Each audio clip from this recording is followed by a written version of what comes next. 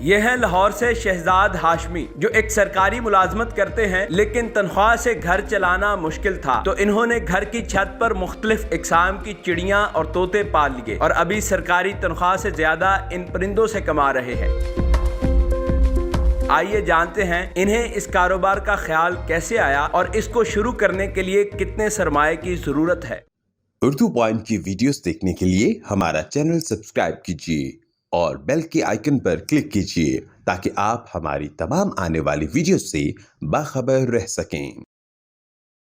अस्सलाम वालेकुम, उर्दू पॉइंट के साथ मैं हूं अब्दुल्ला खान। नाज़रीन, आज की मोटिवेशनल कहानी है शहजाद हाशमी की, जो एक सरकारी मुलाजमत करते थे लेकिन सरकारी तनख्वाह से इनका घर का सर्कट चलना इंतहाई मुश्किल था और इन्होंने कितनी दफ़ा सोचा कि मैं सरकारी नौकरी छोड़ के कोई और काम कर लूँ, लेकिन घर वालों की शदीद मुखालफत थी और जिसकी वजह से ये बहुत ज़्यादा परेशान रहते थे। लेकिन फिर एक दिन इनको आइडिया आया कि क्यों ना मैं घर की छत के ऊपर कोई बर्ड्स का काम करूं, जिसमें इन्होंने इंपोर्टेड बर्ड्स, तोते, मुर्गे, मुर्गियां ये सब रखी और बड़े अच्छे तरीके से इसको मैनेज किया और अभी ये अल्हम्दुलिल्लाह सरकारी तनख्वाह से तकरीबन 3 से 4 गुना ज़्यादा पैसे कमा रहे हैं। और दिलचस्प बात यह है कि इन्हीं पैसों से इन्होंने अपना एक घर भी बनाया।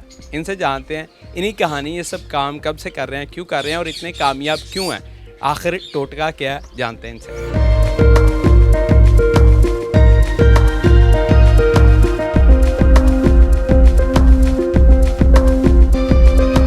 जनाब, आप एक सरकारी मुलाजिम हैं और आपकी तनख्वाह से घर का सर्कट नहीं चल रहा था। इवन आपने ये डिसाइड किया कि सरकारी नौकरी छोड़ के कुछ और कर लूँ, लेकिन घर वालों ने कहा सरकारी नौकरी वो छोड़नी तुमने, तो फिर आपने ये घर के छत पर ये काम शुरू कर लिया बर्ड्स का और अभी अल्हम्दुलिल्लाह आप सरकारी नौकरी की जो तनख्वाह है उससे ज़्यादा पैसे कमा रहे हैं। ये कब से कर रहे हैं, कैसे शुरू किया? जी 2010 में मैंने सरकारी जॉब स्टार्ट की और उसके बाद फिर मैंने 2011 से ये बर्ड्स का शौक़ स्टार्ट किया। तो ये है कि सरकारी नौकरी करते हुए जो अखराजात थे वो नहीं पूरे हो रहे थे, लेकिन जैसे ही एक दोस्त ने मशवरा दिया कि भाई ये बर्ड रखे जाएं, तो मैंने फिर स्टार्ट किया और अल्हम्दुलिल्लाह उसके बाद डे बाय डे इनकम भी इंक्रीज़ हुई और सेटिस्फेक्शन भी होती गई। मतलब कि काफ़ी मामला जो हैं वो मैंने इससे बर्ड्स से हल करने शुरू किए। इधर से मेरी अर्निंग बहुत अच्छी हो गई। तो फिर ये है कि ऐसा टाइम भी है कि सोचा कि जॉब छोड़ दी जाए। अच्छा। यहाँ पे अर्निंग बेहतर थी, लेकिन ये है कि इसमें मेहनत थोड़ी सी ज़्यादा, क्योंकि बर्ड को देखना, उसकी केयर करना, ये थोड़ा सा एक बड़ा ज़िम्मेदारी वाला काम है। तो ये किया फिर अल्हम्दुलिल्लाह। लेकिन अब अल्लाह का ऐसा शुक्र है कि मैं इससे काफ़ी ज़्यादा जॉब की निस्बत इस काम से मैं मतलब कि 3 से 4 गुना ज़्यादा अपनी सैलरी से पैसे कमा लेता हूँ। यानी एक सरकारी बंदा जितनी सैलरी ले रहा होता है उससे 3 से 4 गुना ज़्यादा आप इससे पैसे कमा लेते हैं और वो भी घर की छत पर कहीं जाना भी नहीं है। कहीं जाना भी नहीं पड़ता। लेकिन ये है कि इसमें देखें मेरा अब ये टाइम भी मैंने गुजारा है, 8-10 साल इस टाइम को, इस शौक़ को दिए। और इसमें ये है कि पाबंदी ये है कि मैं कहीं जाना भी हो, इसको इस शौक़ को ज़रा टाइम देने के लिए मुझे रुकना पड़ता। ईद कोई त्यौहार भी आए तो इसमें छुट्टी नहीं है। जैसे आप कोई जॉब करते हैं वहाँ से आपको जो भी छुट्टियाँ होती हैं, इसमें नहीं है, आपको इसको अपने काम के लिए आना पड़ता। बाकी ये है कि ये एक मुलाजमत तो फिर मुलाजमत ही है। देखें आप पाबंद होते हैं टाइम में, इसमें मैं घंटा ऊपर लेट भी आ सकता हूँ, देर से भी आ सकता हूँ। और ये है कि उसमें फिर मेरा ये है कि मैं किसी को जवाब दे नहीं हूँ अल्हम्दुलिल्लाह, और अपना काम है।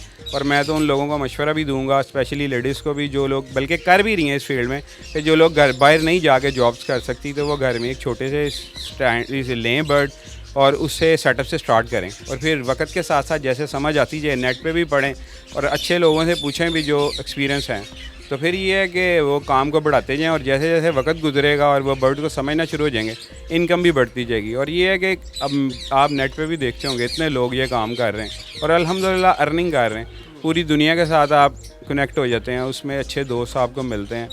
तो ये काम मैं तो करूँगा रिकमेंड कि जी लोग करें। किसी के पास मुलाजमत करने से तो बहुत बेहतर है कि आप अपना कारोबार करें, किसी के जवाब दे नहीं है। और सबसे मेन चीज़ ये है कि इसमें इनकम बहुत अच्छी है।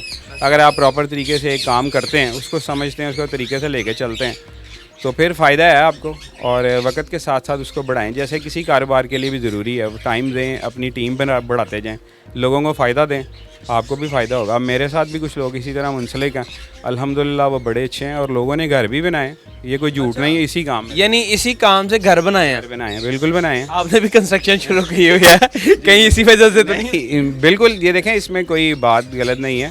अल्हम्दुलिल्लाह मेरी बड़ी अच्छी अर्निंग है और मैंने ये जो पूरी कंस्ट्रक्शन दोबारा स्टार्ट करवाई है, पूरा एक फ्लोर बनाया, वो मैं इधर से ही कर रहा हूँ। सरकारी जॉब में से एक लिमिटेड पैसे हैं जिसमें से मतलब कि एक मैं घर का किचन ही चला सकता हूँ, बाकी मामला सेविंग नहीं है। जिस तरह के अब हालात हैं पाकिस्तान के, महंगाई है काफ़ी, तो अब जब आपने कहा घर वालों को कि भाई सरकारी नौकरी से पैसे नहीं पूरे हो रहे, रिज़ाइन दे देता हूँ, तो घर वालों ने क्या कहा था? यार उनका तो रिएक्शन ज़ाहिर बात है ऐसा था कि तलवारें लेके खड़े हो गए वो लोग के, जैसे होता है कि यार एक जॉब छोड़ना ये वो, क्योंकि मैं नहीं कर पा रहा था मैनेज।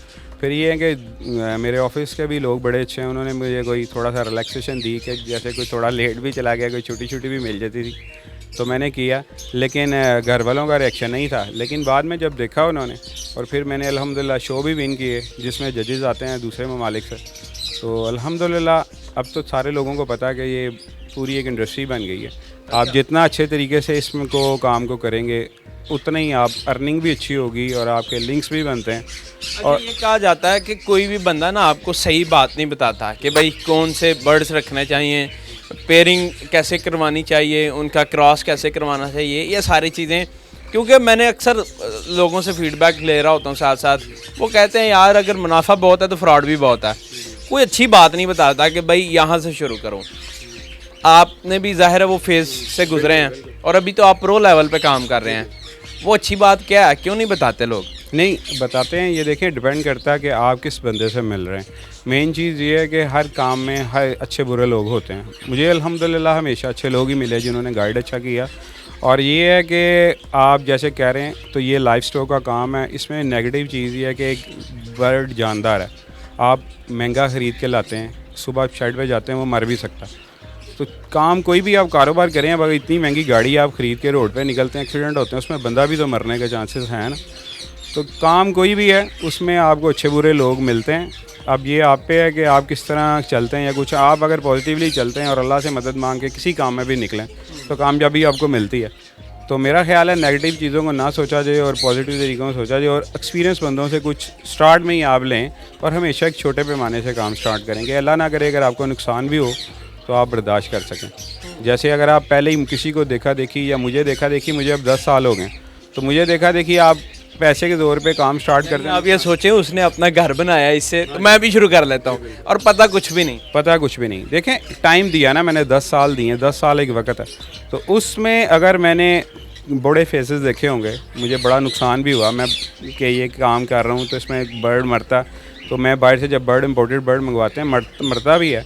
तो ये है कि बाकी उसको अगर मैं देखता तो फिर मैं रह जाता। फिर मैंने हिम्मत करके स्टार्ट लेता गया और काम करता गया, फिर अल्लाह ताला की ज़ात बरकत देती है। तो इसमें भी आप यही है, दूसरों के साथ बुरा ना करें तो आपके साथ अल्लाह ताला। सरकारी टाइम को कैसे मैनेज करते हैं? ज़ाहिर है नौकरी पर भी जाते हैं और आके फिर इधर कितना टाइम गुजारते हैं कि अगर कोई एक बंदा एवरेज फ़र्ज़ करें इतनी अपनी लाइफ से यानी अपने स्केड्यूल से टाइम निकाल ले नौकरी के लिए, उसके बाद भी आके इसको मैनेज कर सकता है, तो आप कितना टाइम देते हैं ताकि जो लोग जॉब कर रहे हैं वो जॉब छोड़े नहीं, कंटिन्यू रखें, लेकिन साथ ये काम भी एटलीस्ट शुरू कर लें घर के छत पर, लॉन में, कहीं भी?